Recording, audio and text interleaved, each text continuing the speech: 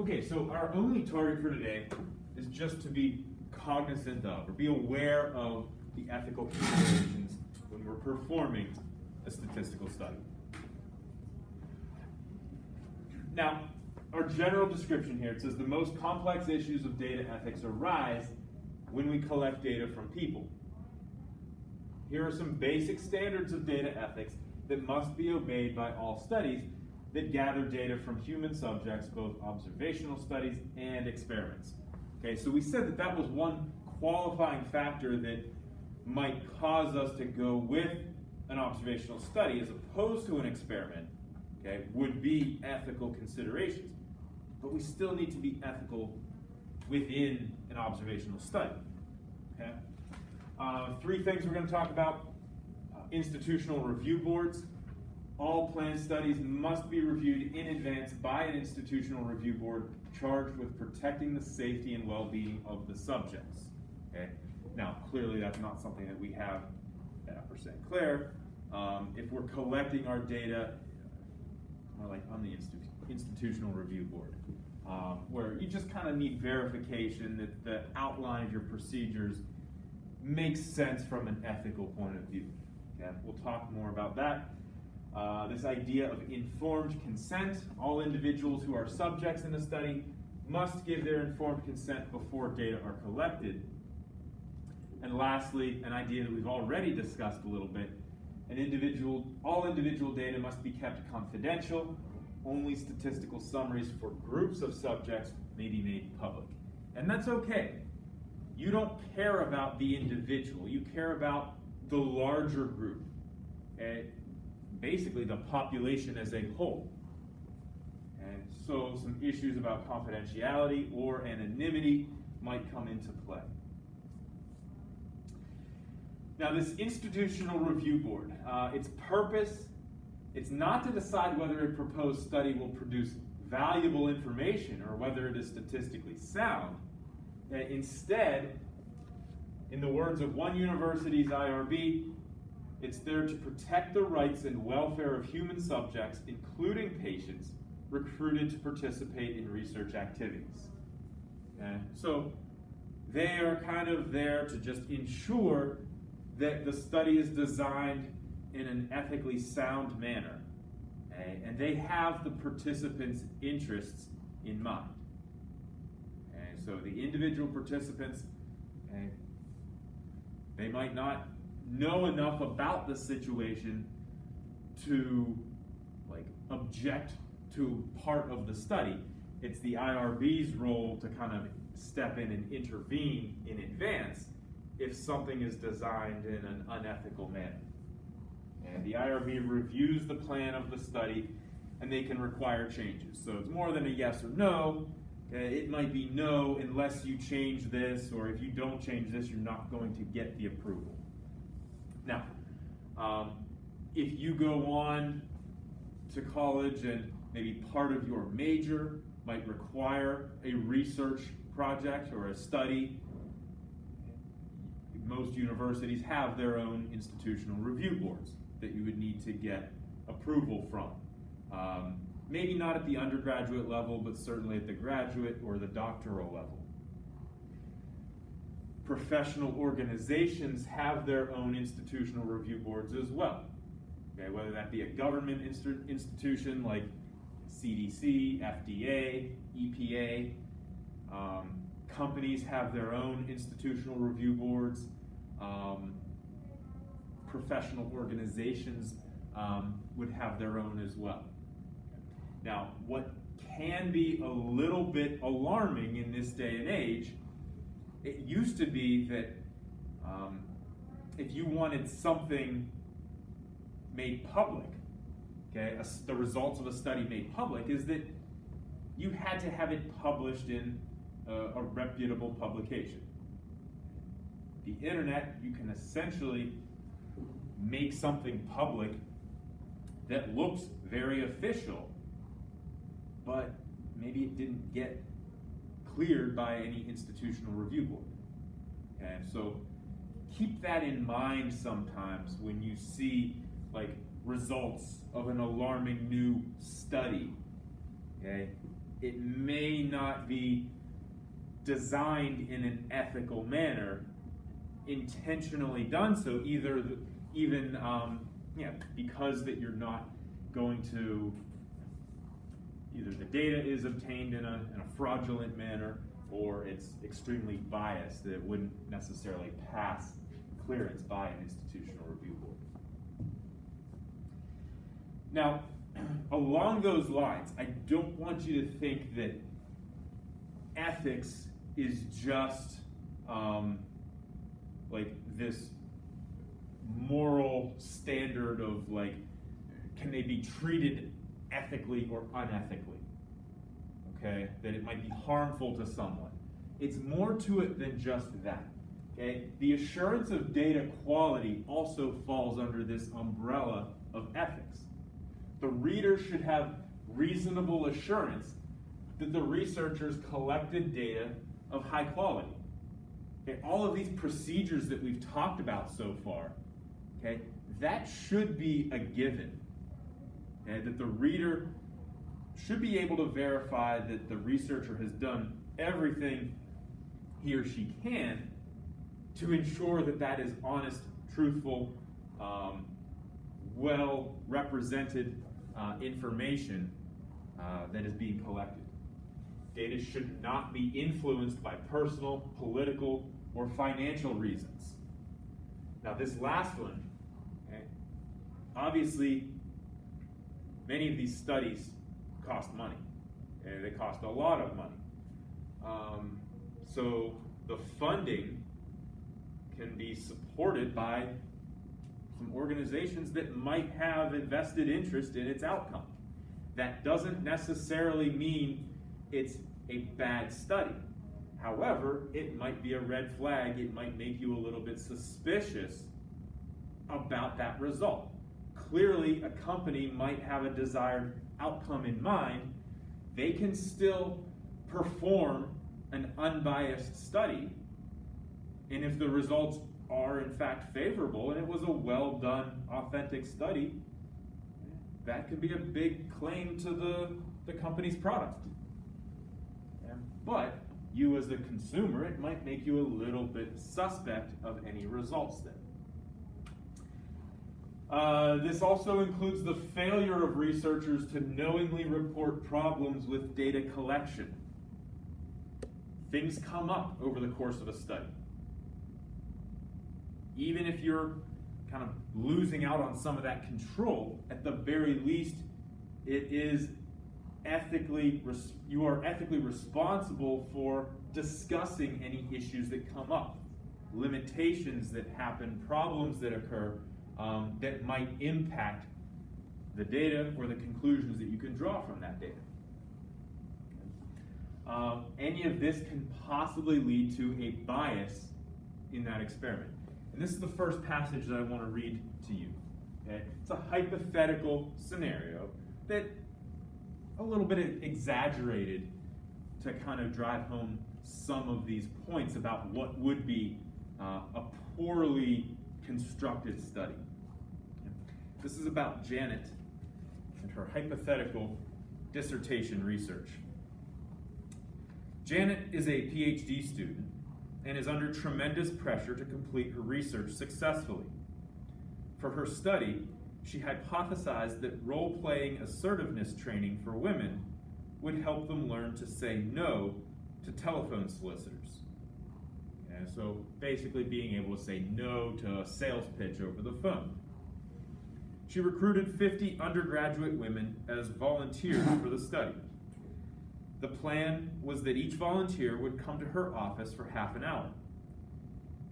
For 25 of the volunteers, the control group, she would simply talk with them for 30 minutes about a variety of topics, including their feelings about saying no to unwanted requests. For the other 25 volunteers, Janet would spend 15 minutes on similar discussion and the remaining 15 minutes on a pre-specified role-playing scenario in which the volunteer got to practice saying no in various situations.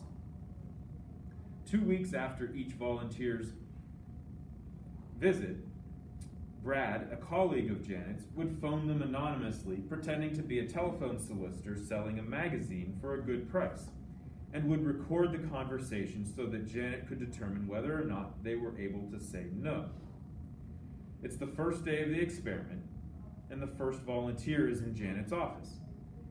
Janet has the randomization list that was prepared by someone else, which randomly assigns each of the 50 volunteers to either Group 1 or Group 2. This first volunteer appears to be particularly timid, and Janet is sure she won't be able to learn to say no to anyone.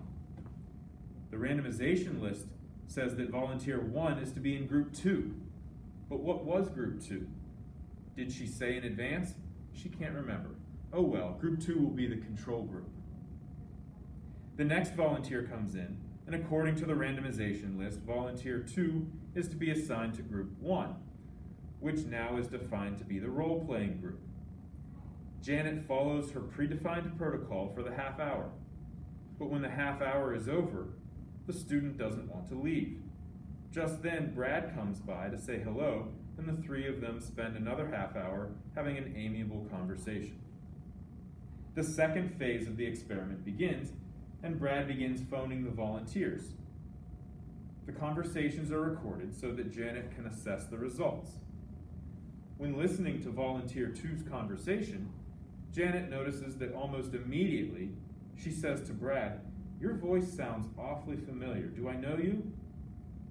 When he assures her that she does not and asks her to buy the magazine, she says, "I can't place my finger on it, but this is a trick, right?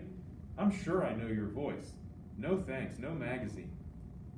Janet records the data, a successful no to the solicitation. Janet listens to another call, and although she is supposed to be blind to which group the person was in, she recognizes the voice as being one of the role-playing volunteers.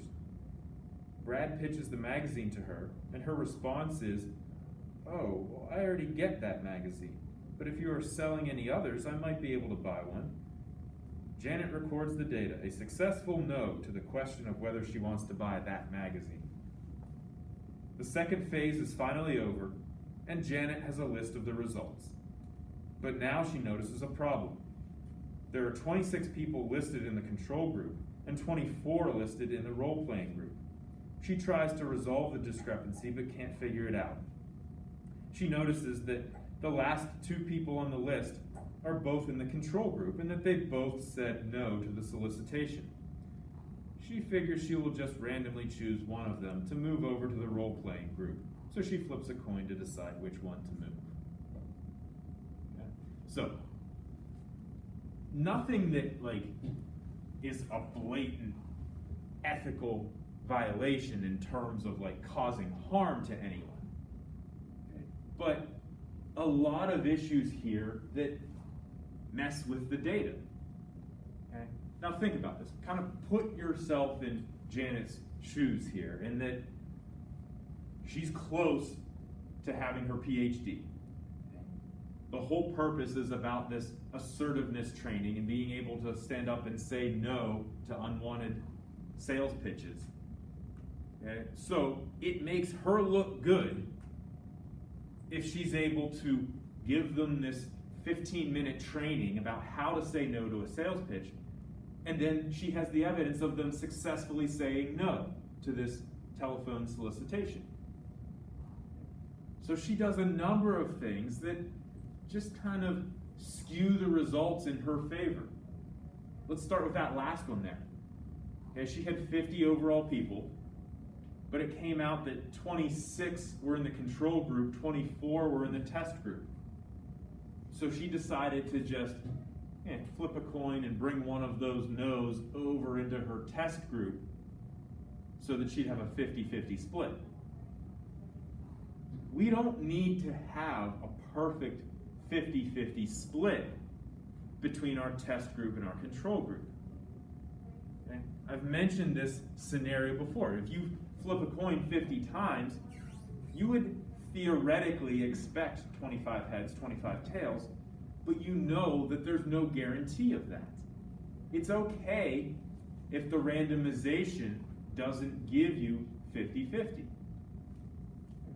It's mathematically unlikely that it would be extremely far off from 50-50, but that's one of the consequences that we have to live with by putting our trust into the randomization. It does a lot of other stuff for us in keeping everything else balanced. Okay, so we have to live with not getting a perfect 50-50 split sometimes, and that's okay. Across a large enough sample size, it should be pretty much evenly distributed. Other things that came up in there, right? There was the one case where the woman already subscribed to the magazine, okay, but clearly was kind of giving into the sales pitch and wanted to buy some other magazine, okay, but Janet recorded it. Nope, she didn't want to buy the magazine that we were trying to sell her. That's a successful no for me. Okay, well, was it really? She wanted to buy something else. And then there was the other case where she was talking with Brad. They all had a friendly conversation for an extra half hour, and then she recognized Brad's voice. Okay, so she immediately got suspicious and said no, and Janet looked at it as, oh, there's another successful no for me. Okay, making herself look good in the eyes of the study. Okay, it's recorded as a successful no, but none of that background about how it actually went down is probably going to be in her analysis. Okay, so again, just little things along the way that even you as the researcher might be tempted to do those sorts of things to have the results kind of go in your favor. You get the desired outcome. Okay, but those are ethical violations that you need to be aware of. This idea of informed consent. Both words are important. Okay? The subjects must be informed in advance about the nature of a study and any risk of harm it may bring. Okay? So you're given the basic background to it. Okay? What's the purpose? What's going on? Now that can be a little bit tricky sometimes because some deception is sometimes required. And we talked about these trials that may use a placebo.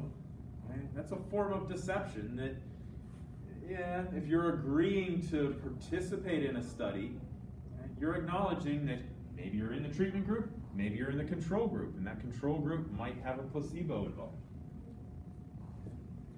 We'll talk a little bit more about psychological experiments in a moment. Secondly, this idea of consent. Subjects must give their consent in writing. It cannot be just oral consent. It can't be just implied off-the-cuff consent. No, it needs to be recorded because this essentially becomes a legal document, legally binding, that person is responsible for giving verification that they want to participate in that study. Now, sometimes this idea of informed consent can get a little bit messy. And there are special rules for obtaining consent for experiments involving children, prisoners, pregnant women, and their fetus. Okay? Let's start with children.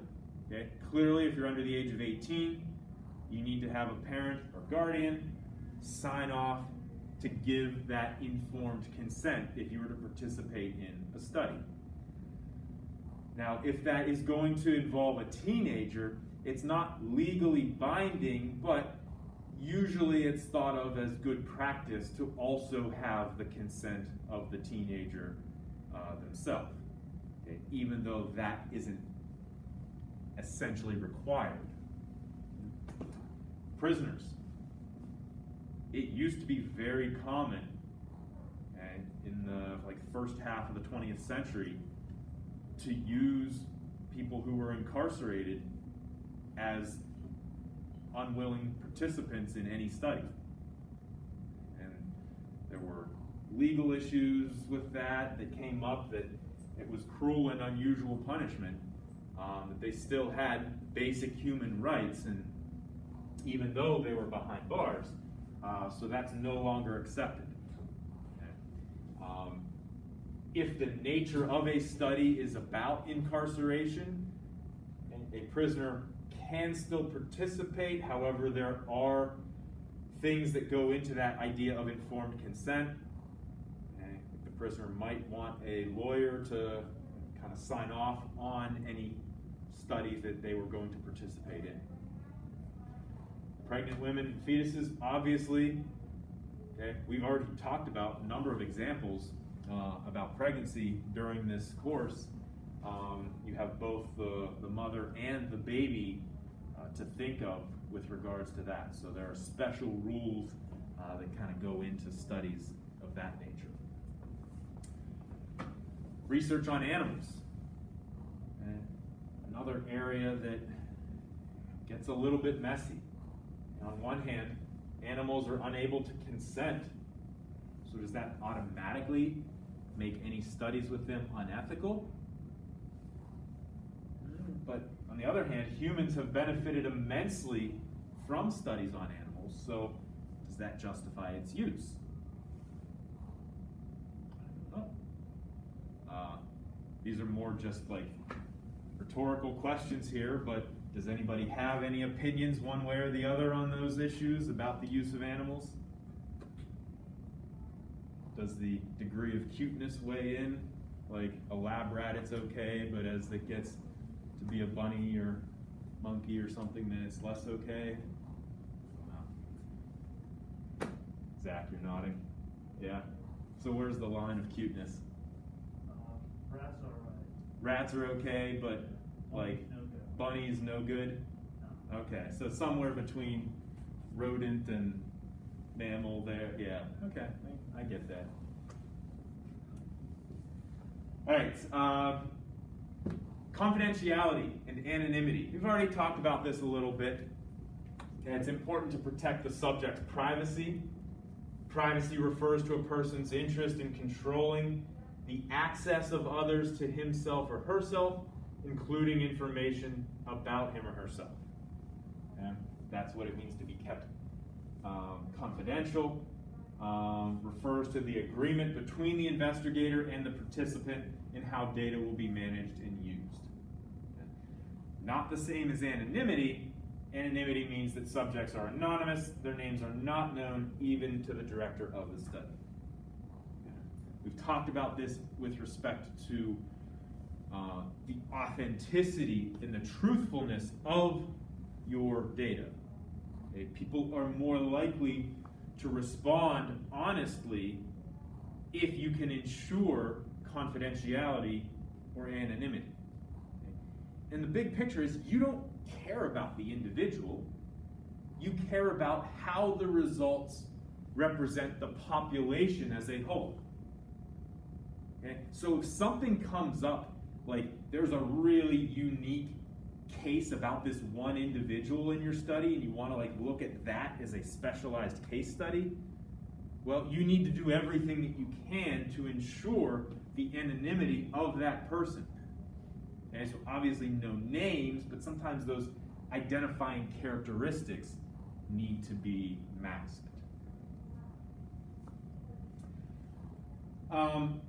So clinical trials in a scientific aspect here. Clinical trials are more of a medical type of treatment.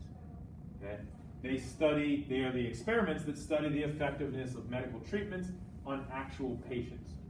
Clinical trials spotlight the ethical problems of experiments with human subjects. Right? Now, clearly, like we saw a video the other day on placebo effect, those placebos were used in the realm of clinical trials, where the people have given their informed consent to participate in a study or an experiment, and they're either randomly assigned to the treatment or to the control, which is using a placebo.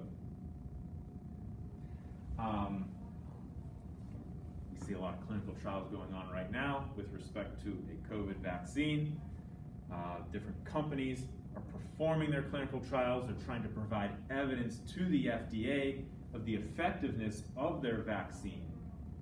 And all of their participants have given their informed consent. Okay? They're either receiving their trial vaccine or they're receiving a placebo injection. Now, randomized comparative experiments are by far the best way to see the true effects of the new treatments. Clearly, you want causation from your conclusions. Clinical trials produce great benefits, but most of these benefits go to future patients. We must balance future benefits against present risks. Now, keep that in mind. Okay? If you are in agreement to participate in a clinical trial, you have to go into it with caution that the purpose of the clinical trial isn't directly to help you.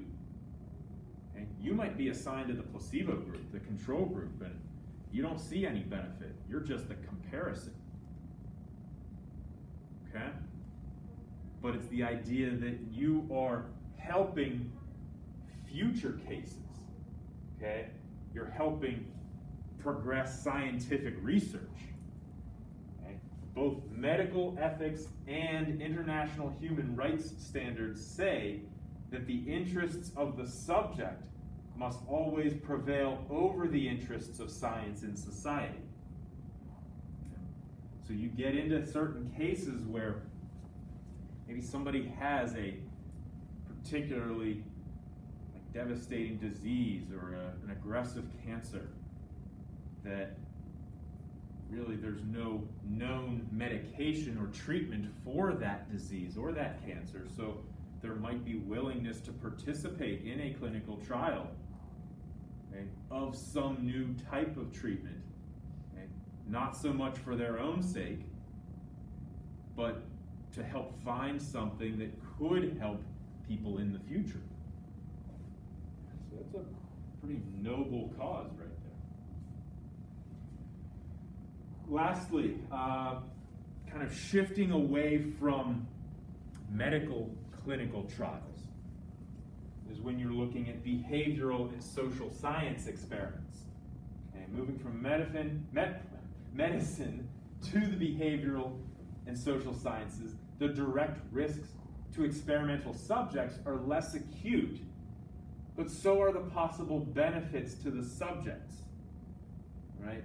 So it's not so much that this could cause you physical or chemical harm to your body, okay? But it might be more of an emotional scar or psychological pain, something along those lines. It's harder to define, okay? But along with that, sometimes the benefits are a little bit more difficult to identify, and are you just doing this psychological experiment for fun, essentially? What are the benefits of a study like this? The American Psychological Association, the APA, they have their guidelines, these ethical principles, that they require consent unless a study merely observes behavior in a public place. So deception is very important in a lot of these psychological experiments. Okay? They can't know that they're participating in a study like this. Or they think the study is about this, but it's really about something else. Okay? The APA kind of gives a vague description that they should consent to something unless it's merely observing behavior in a public setting. Okay? They allow this deception only when it's necessary to the study. It does not hide information that might influence a subject's willingness to participate and is explained to the subjects as soon as possible. Okay? So if there is required deception, they're informed about that immediately thereafter, so that any possible emotional turmoil can hopefully be avoided. Okay, the textbook example here, probably something that you read about in a psychology class, the Stanley Milgram shock experiment. Okay, Let me just read a brief passage about that, in case you're not familiar with it, or just to kind of reiterate some of the detail of that. So social psychologist Stanley Milgram was interested in the extent to which ordinary citizens would obey an authority figure, even if it meant injuring another human being. Through newspaper ads offering people money to participate in an experiment on learning, he recruited people in the area surrounding Yale University, where he was a member of the faculty.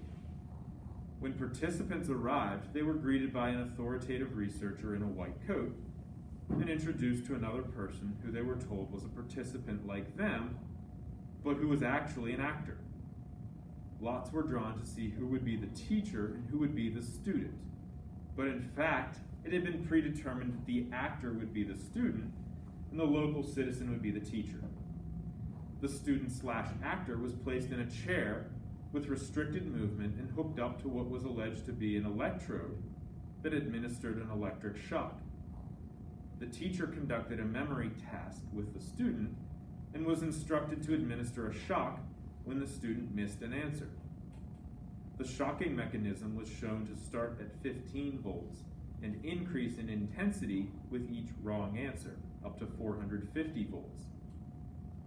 When the alleged voltage reached 375, it was labeled as danger/severe, and when it reached 435, it was labeled XXX. The experimenter sat at a nearby table, encouraging the teacher to continue to administer the shocks. The student/actor would respond with visible and increasing distress. The teacher was told that the experimenter would take responsibility for any harm that came to the student. The disturbing outcome of the experiment was that 65% of the participants continued to administer the alleged shocks up to the full intensity, even though many of them were quite distressed and nervous about doing so. Even at very strong intensity, 80% of the participants were still administering the electric shocks. So this was done, I believe, in the 1950s, would clearly be an unethical experiment by today's standards. The deception that was involved was not sufficient enough, or did not justify the results from the experiment. Okay? Again, nobody was actually harmed while doing this, but the idea was that they're subjected to a lot of emotional distress, believing that they are causing this physical pain on other people.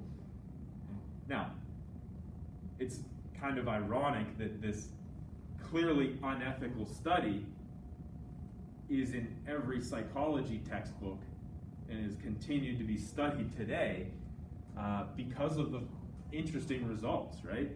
Just being told by an authoritative figure to do this, okay, it's okay, I'll take responsibility, okay, when somebody is being electrocuted in front of their eyes, okay, and they're still increasing the voltage.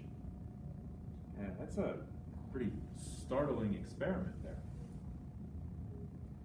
Any comments on that? I know there's like more detail to that experiment that I left out of here, but anything from your other classes, your psychology classes, or anything like that?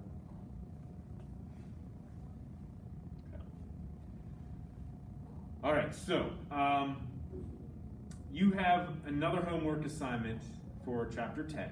This one is a little bit different in that many of these questions that you have don't really have right or wrong answers. They're more just like things to think about.